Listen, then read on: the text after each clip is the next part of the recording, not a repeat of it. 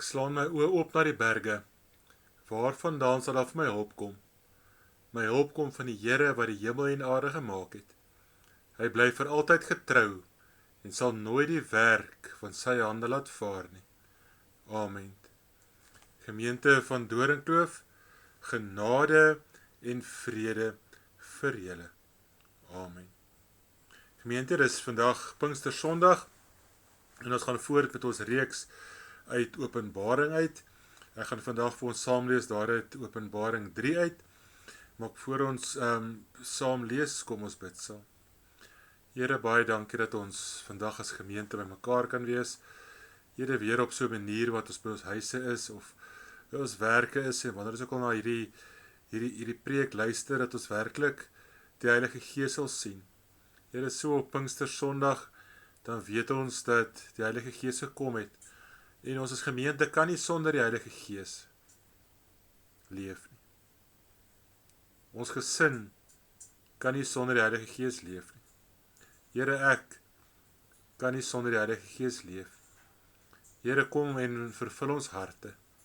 Ons bid dit in die naam van Jesus Christus, ons Verlosser. Amen. Gemeente, kom ons lees saam daaruit het jy oopkry Openbaring 3. Dit is die boodskap aan Sardes. Skryf aan die leraar van die gemeente in Sardes. So sê hy wat die 7 geeste van God en die 7 sterre het. Ek weet alles wat julle doen. Ek weet dat julle die naam het, dat julle lewe en tog is julle dood. Word wakker en versterk wat nog by julle oorgebly het, wat op die punt staan om dood te loop. Wat julle doen, vind ek nie goed genoeg voor die oë van my God nie. Dink daaraan, julle die evangelie ontvang en daarna geluister het. Hou daarmee vol en bekeer julle. As julle nie wakker word nie, sal ek onverwags kom se dief en julle sal nie weet wanneer ek op julle sal afkom nie. Maar julle het daarom 'n paar mense daar in Sardes, wat nie hulle klere besoedel het nie, en hulle sal altyd in wit klere by my wees, omdat hulle dit waardig is. Elkeen wat die oorwinning behaal, sal sulke wit klere dra. Ek sal nooit sy naam uit die boek van die lewe uithaal nie, en ek sal voor my Vader en voor sy engele verklaar, dat hy aan my behoort. Elkeen wat kan hoor, moet luister na wat die Gees vir die gemeente sê. Kom ons lees tot sover uit die woord van die Here.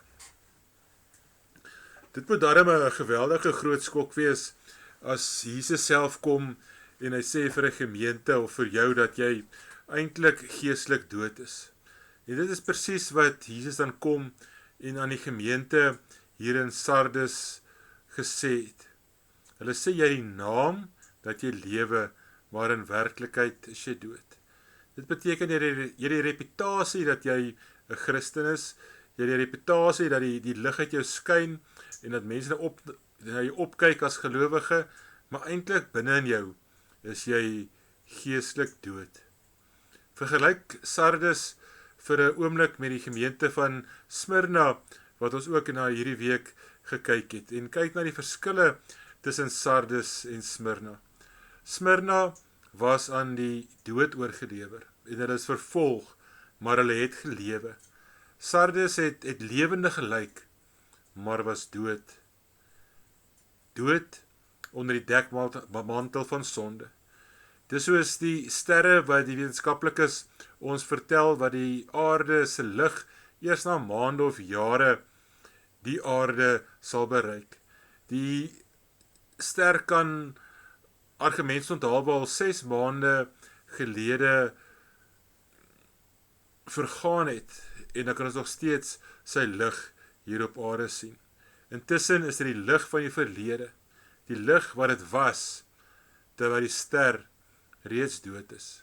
Of soos opgestopte diere in mense se huise of daar in die museum wat alles realisties lyk. Dit lyk regtig soos 'n leeu of 'n bok. Dit lyk asof hulle lewe, maar in werklikheid is hulle dood. En dis presies hoe dit met hierdie gemeente in Sardes gegaan het. Daar was 'n tyd wat hier staan wat hulle wel geestelik vervuld was en geestelik gelewe het, maar dit was ongelukkig in die verlede tyd. Dit is so tragies en so hartseer, want die gemeente van Christus is by definisie lewe. Die gemeente van Christus is by definisie die plek van lewe. Dis waar lewe is, dis waar Christen is, dis waar ons gelowiges by mekaar kom met die gees van die Here binne in ons. Die lewe van die Here, die lewe van die gees, die lewe van wedergebore mense. Die gemeente is immers die saad van God, soos in 1 Johannes 3 vers 9. Wat op aarde dan met hierdie gemeente van Sardes verkeerd geloop? Kom ons kyk dan eers 'n bietjie stap vir stap deur die brief om te sien wat verkeerd geloop het. Die Here Jesus Christus kom en hy rig hierdie brief aan die leraar van die gemeente. En hy gee aan die gemeente deur die leraar die versekering dat hy wat Christus is, ook die Heilige Gees beskik in die volheid van die Gees se bedieninge. Maar dit sê vir ons, die Here Jesus Christus gee vir hy gemeente die Heilige Gees. En die Heilige Gees is werksaam in hy gemeente, want dit is die Here se gemeente. Hy verwys hier na die Gees as die 7 geeste, maar ons weet daar slegs 1 Heilige Gees is. Die 7 is die volmaakte getal in die Bybel. Soos is die volheid van die Heilige Gees het hierdie gemeente tot hulle beskikking. Dit beteken dat die Here Jesus self die bediening in die gemeente bewerk deur die Heilige Gees. En hy doen dit deur geesvervulde ouderlinge en geesvervulde herders en geesvervulde leraars. Dit is hoe die Here Jesus Christus homself aan die gemeente voorstel. Dit is dan ook vanoggend verskriklik belangrik om te sien hoe die Here homself aan die begin van die brief aan hierdie gemeente voorstel. Gedagte aan die feit dat hierdie gemeente geestelik dood is. Sou 'n mens verwag dat hy homself aan hulle sou voorstel as die God wat kom en sê, ek oordeel julle, julle is geestelik dood, soos hier is die oordeel van die Here oor julle lewe. En die teenstelling is dan ook verrassend waar as Jesus kom en met hierdie gemeente praat. Hy stel homself voor as die een wat voorsien, juis in dit wat hulle geweldig so nodig het. Hy stel hom voor as een wat die Heilige Gees voorsien aan die gemeente, deur die ouderlinge, deur die herders en deur die leraars van die gemeente. Dit is terwyl hy absoluut alles van hulle weet. Ons weet dat die Here alles van ons weet. Al probeer ons dit weg te steek, al het ons hierdie dekmantel van skyn en van lig oor ons, weet ons dat die Here ten diepste die grein en die hart en die hartklop van ons gemeente, die impulse van die gemeente weet. En dan kom Jesus en hy oordeel oor hierdie gemeente. En hulle verdien hierdie oordeel, want die Here sien eintlik hulle hart raak. Maar dis nie hoe hy homself aan hulle bekend maak nie. Hy kom na hulle toe as die een wat juis in homself dit het waaraan hulle 'n behoefte het. En sonder dat dit besef waaraan hulle behoefte het. Die volheid van die Gees se bediening deur godsalige herders. Elke gemeente het die volheid van die Gees se bediening, die volheid van die Gees nodig vir alle bedieninge. Deur geesvervulde leiers en leraars en ouderlinge wat hierdie gemeente het. En die Here kom en hy sê, Sardes, hier is julle Gees. Die Gees is daar, maar is daar dan geen veroordeling vir hierdie gemeente nie? Ja, daar is veroordeling vir die gemeente, maar die veroordeling van die gemeente kom tweede, nie eerste nie. Wat baie duidelik is uit hierdie brief, is die feit dat die mense of die gemeente lewend kan vertoon en tog dood is en dit nie weet nie. Dus hierdie gemeente vertoon lewendig en maar tog is hulle dood. Ons as Doringkloof kan lewendig voorkom, ons kan ons na programme kyk, ons weekprogramme kyk, na al hierdie boodskappe wat ons op hierdie stadium virtueel vir mekaar stuur en mekaar bemoedig. Ons kan 'n groot getal opkomste hê as ons weer by mekaar kom, maar eintlik is die gemeente dood. En dit gee mens koue rillings as mens daaraan dink. Dat jy lewend kan lyk en jy dink eintlik jy is 'n voorspoedige gemeente, maar eintlik is jy dood. Dit is presies hoe Samson was, wat nie geweet het dat die krag van God van hom gewyk het nie. Hy het gedink hy sal weer soos die vorige kere die vyand se pogings om hom vas te bind vernietig. Hy het nog steeds sterk en lewendig voorgekom en het gedink hy sterk, maar die krag van die Here het gewyk uit Samson uit. Nou moet ons baie mooi konsentreer op wat hierdie teks hier op die Pinkstersondag vir ons wil sê. Wat word bedoel met dood? As Jesus sê die gemeente is dood. Kyk, mooi skynbaar is die dood aan hierdie gemeente as Jesus vir die gemeente sê is dood, nie 100% dood nie, want ons sien daar in vers 2 sê hy versterk wat oorbly, dus as oorbly en op die punt staan om dood te gaan. Dus versterk dit wat oorbly, soos wat julle gemeente het, die paar goed wat julle het, waar die gees werklik is, versterk dit, en die goed wat op die punt staan om dood te gaan, wat besig is om weg te gaan uit die gemeente, versterk dit. En dan vers 4 sê, julle het nog 'n klompie mense in die gemeente, wat nie hulle klere vuil gemaak het nie. Wanneer die Here vir die gemeente sê dat hulle geestelik dood is, bedoel hy nie dood in die voldonge sin van die woord nie. Want geen ware gemeente van Christus kan op enige manier dood wees nie. Want dis onmoontlik, want die gemeente is die gemeente van die lewende Here. Daar waar die gelowiges is die Here se gemeente. Dis nie ons gemeente nie. En die gemeente kan nie dood wees op enige manier, want die Here is in sy gemeente. Maar daar kan mense wees wat dink hulle lewe, maar wat eintlik heeltemal dood is. Wat beteken dit dus dat Sardes dood is? Want daar word nie dwaalleer van die kanselaar verkondig nie, hulle word glad nie vervolg nie, en hulle sterf nie martel dood nie, hulle is finansiëel baie gesond in die gemeente, hulle eredienste word baie goed bygewoon, en hulle het 'n verskriklike besielende band gehad, of koor gehad, of orgelspel gehad, soos hulle gemeente was vol gewees, hulle was ryk gewees, hulle kon alle finansiële verpligtinge nakom, hulle het 'n baie mooi band gehad, hulle het lekker gesing, lekker fees gevier, maar die Here sê dat hulle lewendig dood is. Wat presies beteken dit as die Here na jou as gemeente kyk en sê, gemeente van Doringkloof, julle is lewendig dood, julle finansies is goed, julle erediens is vol, julle sang is goed, julle het 'n besielende koor, 'n baie goeie band, en julle opkomste is goed. En hierdie leidraad kry ons dan daar in vers 2. Ek het julle werke nie volkome gevind in die teenwoordigheid van God nie. Ek het nie julle werke volkome gevind in die volle teenwoordigheid van God nie. Dus daar was werke gewees wat goed gelyk het, maar dit was nie in teenwoordigheid van God gewees nie. Die gemeente was bedrywig aan die gang. Daar was baie aktiwiteite, daar was baie mense wat versorg word, maar hulle bedrywighede wat aangegaan het oor die mense self gegaan, of oor wie ek is, en dit was nie in teenwoordigheid van God gebeur nie. Daar was nie resultate in die teenwoordigheid van God nie.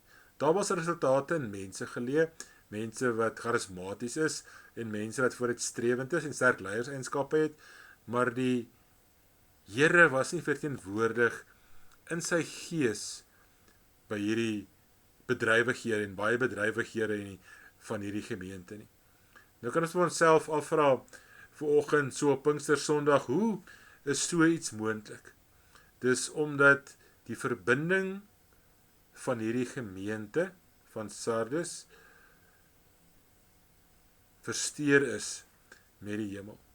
Hulle het geen band gehad met Jesus se teenwoordigheid nie.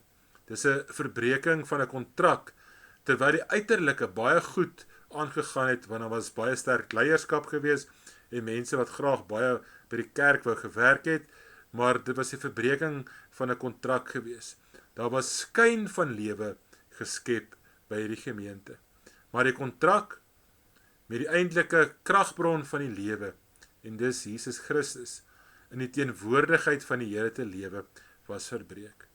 Dus alles wat gedoen is, nie in hierdie gemeente was uit hulle self gedoen, omdat hulle goed gelyk het, omdat hulle 'n vooruitstrewende gemeente was, maar die Here was glad nie teenwoordig in daardie aktiwiteite van daardie gemeente nie. Dit is weer so Samson wat uit voeling geraak het met die bron van sy krag, en dit het uitgeloop op nederlaag en dan ook sy dood. Die goeie naam wat die gemeente gehad het, was soos 'n verdowingsmiddel gewees, wat hulle aan die slaap gehou het. Hulle het nie besef dat die oorwinning in die geestelike lewe nooit afhanklik van die bron kan staan nie. Hulle het hulle verhouding met die Here verwaarloos, en die krag van sy teenwoordigheid begin mis. En die ergste van alles, hulle het dit nie eers agtergekom nie. God is nie teenwoordig nie, maar ons is nog steeds suksesvol, soos ons dink God is eintlik teenwoordig. En dit was hierdie geestelike dood waarvan Jesus hier praat in sy brief aan die gemeente.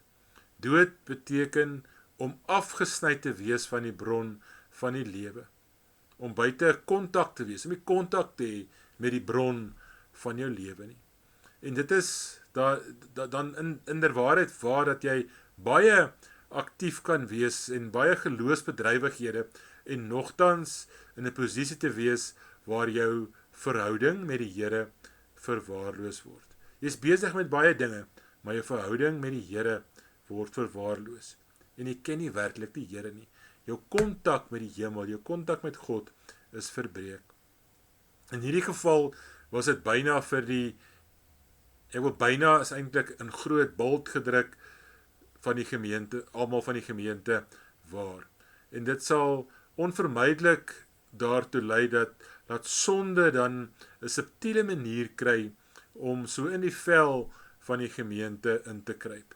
Hierdie kontrakverbreking met die kragbron met 'n hoofletter van sy teenwoordigheid lei tot die akkommodering van sondes in allerlei aard.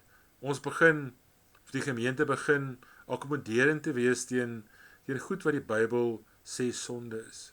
Maar ons akkommodeer dit. Of hierdie gemeente van Sardes akkommodeer dit. En dit sê, dis 'n kontrakverbreking tussen die gemeente en die Here. Die Here noem dit daar in vers 4, die besoedeling van klere. En die klere dui op karakter.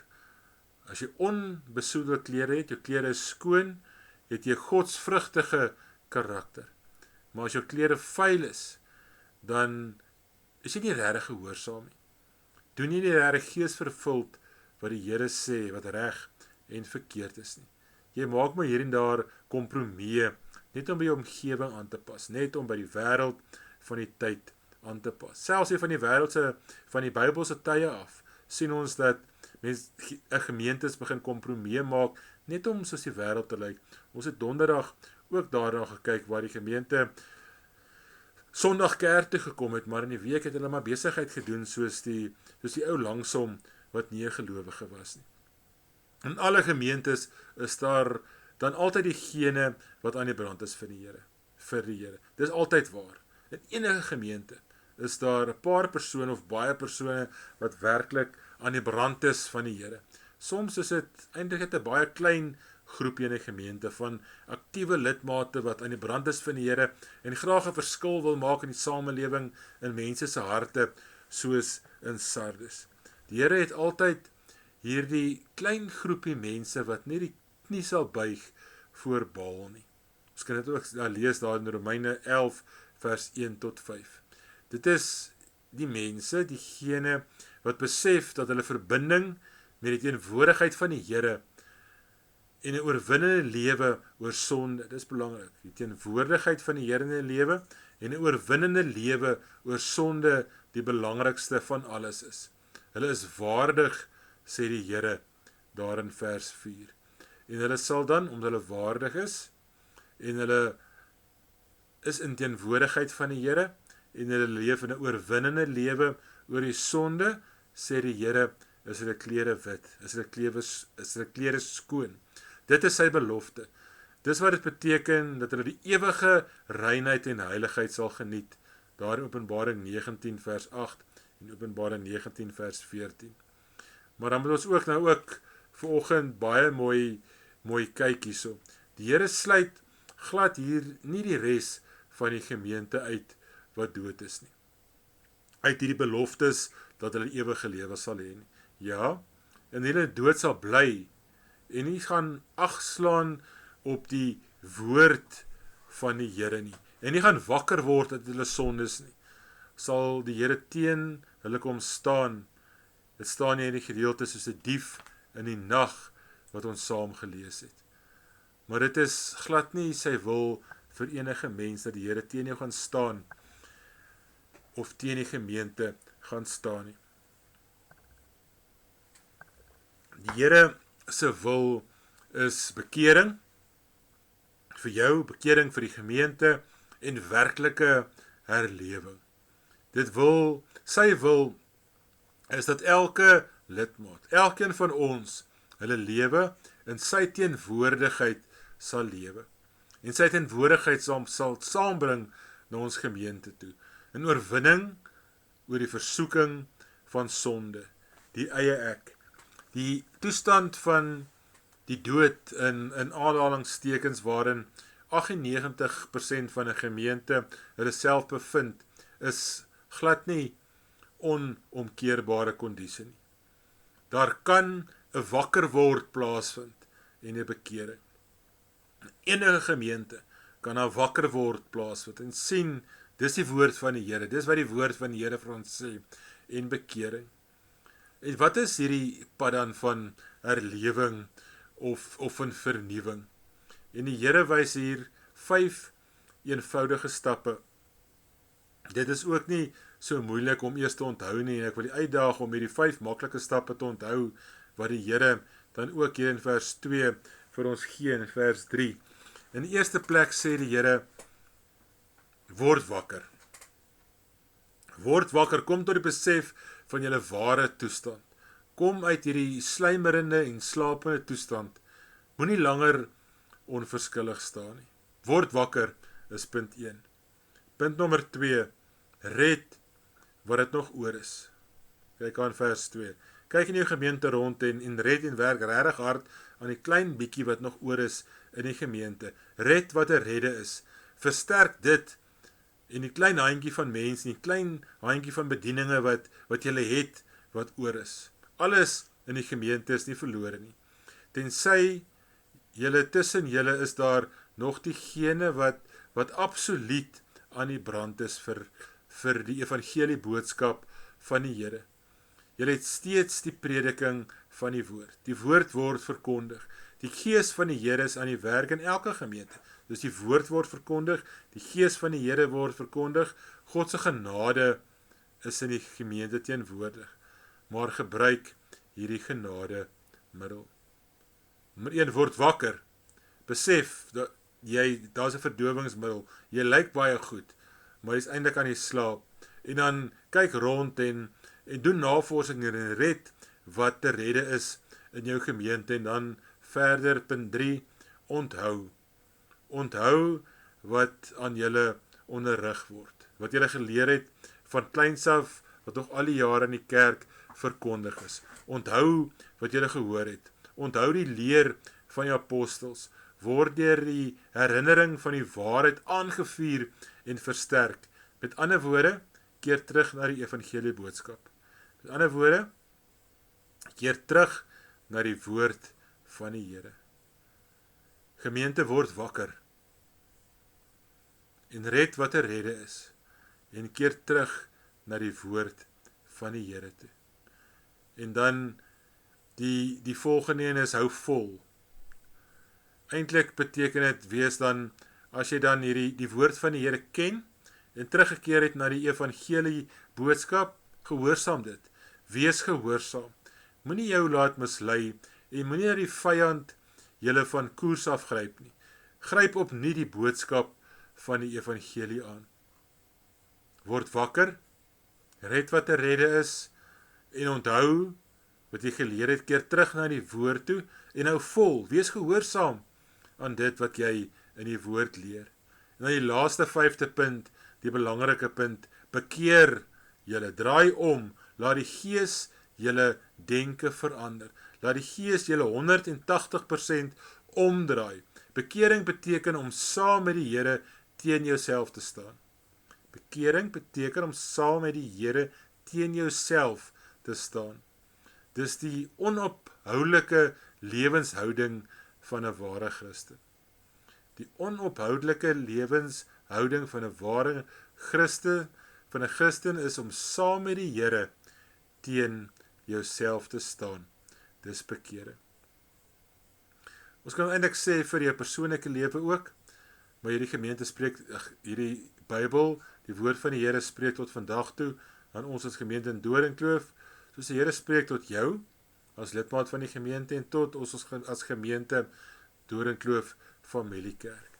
En die Here sê vir ons, word wakker, red wat oor is om te red, en onthou wat die woord sê, keer terug na die woord van die Here, en dan, as jy terugkeer aan die woord van die Here, hou vol, wees gehoorsaam in dit, wat jy in die woord van die Here lees. Moenie soos die wêreld probeer lyk nie.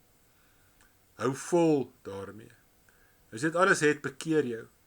Draai om, 180 grade, draai om en laat die Gees jou denke vernuwig. Die Gees wat op Pinkstersondag uitgestort is, laat daardie Gees jou denke en jou lewe vernuwe.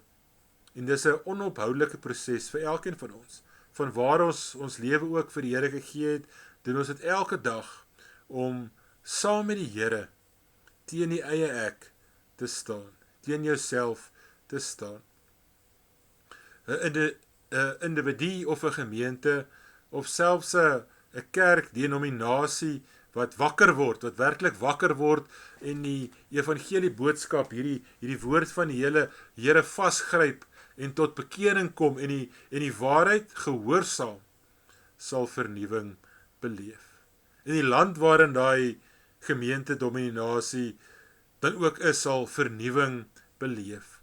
So in die individu of gemeente sal die vrug van die vernuwing tot in ewigheid smaak. Dis presies wat die Here hier in vers 5 dan ook swart op wit vir elkeen van ons beloof.